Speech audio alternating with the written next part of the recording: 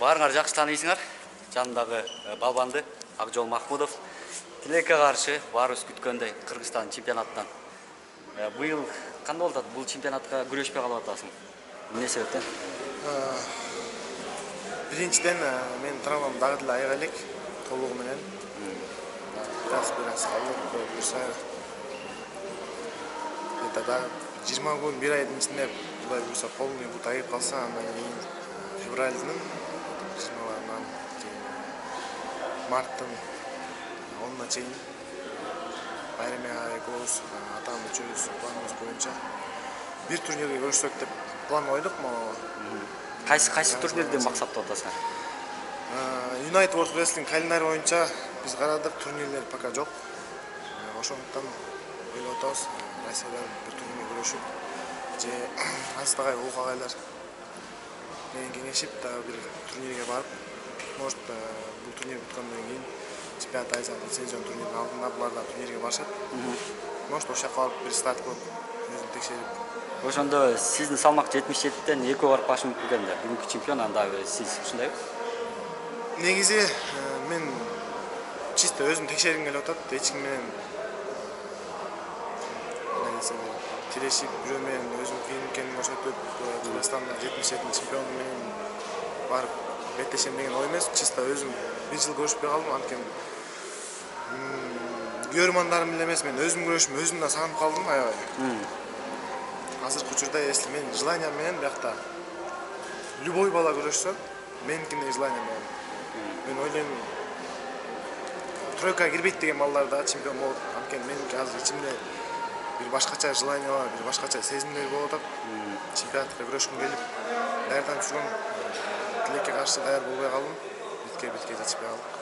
Сиз мына дээрлик 10 ай, керек болсо 11 ай эмеге килемге чыкпаптырсыз. Мындайча айтканда, ошол кусалык, психологиялык абалды жеңиш канчалык оор болуп атат да сизгечи? Негизи башына травма алганда аябай кыйын болгон. Травма алганда 2 ай, 3 ай кыйналып жүрдүм. Андан кийин мындан Исан деген баарына көнөткөн.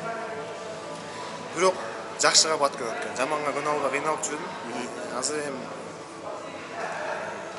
көп нерсени түшүнүп калдым. Травманын айынан көп нерсени жоготтум десем болот. Бирок ошол эле учурда андан көбүрөөк нерсени таптым да десем болот. Эмнени таптыңыз? Эң биринчи очередте мен сабырдуу болгонду үйрөндүм. Жанымда мен ишенген досторум, ишенген байкелерим, ишенген адамдарым алды. Ошол эле учурда андан бөлөк да көп пайдалуу нерселерди өзүмө алдым. Жашоодо мындайча айтканда мага чоң сыноо болду. 77 килограммда бүгүнкү күндө сиздин ата-анаштарыңыздан башка алмашып атат да жылдан жылга. Кимдер болмок да? Жалпылап айтканда эми бири эмес, жалпылап кимдерди айтат экенсиз? Бүгүнкү күн көрүшкөндө. Бүгүнкү күндө мен ойлойм, ушул бүгүнкү күн өзүм чогуу тренировка кылган дос десем болот, ини десем болот, ини катары эсептелет негизи. Акылбек деген инибиз бар. Ошону ойлоп атам, ошол утат.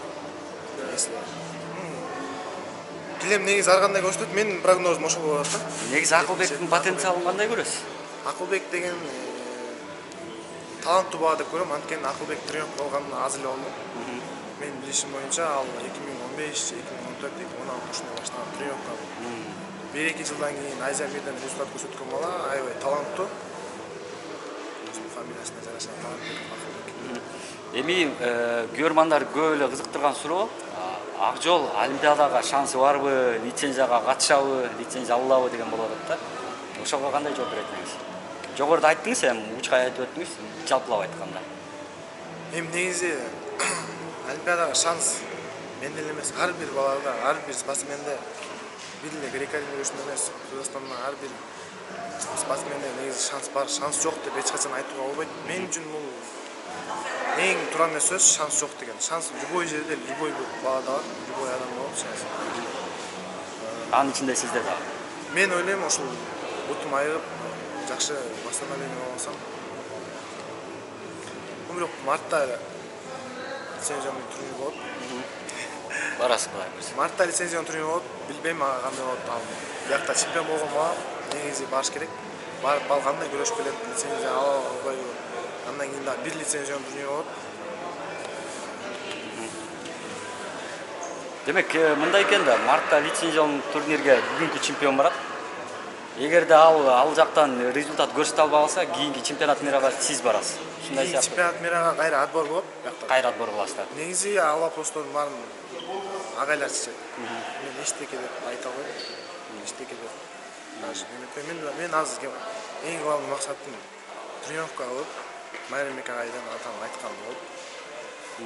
Эртең сборлор башталса Улук агай менен Аслан агайдын колунда дагы айткандарын угуп тренировканы кылып, мен даярданып жүрө берем, өзүм тренировкамды кылып, анан калган турнирлерди каяка барасың десе, мен бутум даяр болуп калса эле, любой турнирге, любой жака барганга даярмын. Эч ким менен күрөшүп, мен бир турнирден күрөшпөйм деп эч качан отказ да кылган эмесмин. Кечээ Майрам агай Давай, обзор, давай сам, потом берем, давай. Травма алма, давай, Олимпиадаға күресу керек. Давай, давай. Ушундай көрөрмандар көппү келип, көчөдөн өтүп баратканда кармап? Жок, көчөдөн Азыр. Мынакей, бир суроо, кечээ эле Майрам ага айтып калды. Сен жаракат алган бутуң, негизи буга чейинки бутуңан булчуң жакшы ала албай, 1 сантиметр, 1,5 сантиметр ичке болуп атат деп. Ошондо да толук кандуу машыгуу кылып атасыңбы залда? Мен азыр толук кандуу машыгуу кыла элекмин, анткени бутум бир-аз ооруйт. Ооруу бар, ошондуктан эскип элеккен жокмун. Бир-аз кичинекейирээк вестер менен өзүм 3-4 кг кичинекейлер менен полноценно иштеп атам. Өзүм менен теңдер менен, негизи мен өзүм тренировка кылып жүргөндө өзүм менен теңдер менен же өзүм менен чоңдор менен иштечүмүн да. Азыр бир-аз өзүм менен теңдер менен иштесем, жашы кичүүрөөктөр менен кичине опыту жок. Физически жакшы балдар менен иштеп атам. А так опытный балдар менен иштесем, веси кичинекейликтер менен иштегенге аракет кылып атам, анткени травма ошого жараша болот. Көрөрмандарга азыр эмнени айтып кете аласыз? Көбү сиздин да бир кайрылууңузду күтүп атып кош керек. Эмнелерди убада бере аласыз, эмнелерди айта аласыз? Көрөрмандарга айтат элем, жакындарыма, бир туугандарыма, мага мурда кандай ишенсеңер ошондой эле ишенип, менден үмүтүңөрдү үзбөгүлө эле, Кудай буйрса мен үмүттү актайм. Мен бутум травма болуп, связкаларым үзүлүп, же бир жерим сынып, ошондой болсо деле мен Олимпиадага болгон үмүтүм эч качан үзүлбөйт. Кудай буйрса эч качан өзүм сынбайм да. Мен билем, бул травма деле мага жөн эле келген эмес, бир Алла Тааланын сыноосу. Ошондуктан спортсмен болгондон кийин, Кудай буйрса мындай профессиональный деңгээлге өтүп калгандан кийин ар бир травманы туура жагынан кабыл алып, Кудай буйрса травмадан айыккандан кийин чоң ийгиликтерди жаратам деген өзүмдө ишеничим бар дагы деле. Акжол, сизге ден соолук эң биринчиси.